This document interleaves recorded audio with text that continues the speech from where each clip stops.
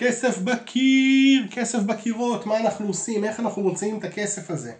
אז היום אני רוצה לדבר איתכם על הלוואת נדוניה. כן, אתם ההורים, בני ה-50, 60, נושקים ל-70, מחזיקים נכס בבעלות, הילדים מתחתנים בשעה טובה, מזל טוב. אתם מתים לעזור להם, אין תזרים כל כך כרגע, מה נעשה? פעם היה נהוג לאסוף כסף, כל צד מביא לזוג שמתחתן, משהו שזה הנדוניה, סירים, מחבטות, סמיכות, כסף מזומן לחתונה, כל מיני דברים כאלה. היום אנחנו רוצים שיהיה להם נכס כדי שתהיה להם התחלה יותר טובה.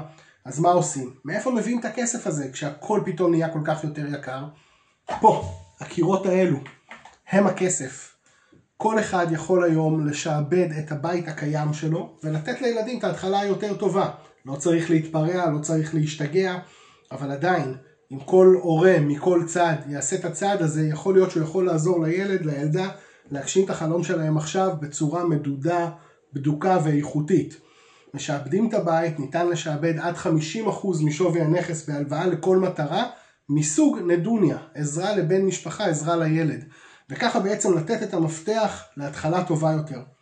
אני יודע שמעניינת אתכם החולצה שלי, אבל על זה נדבר בפעם אחרת.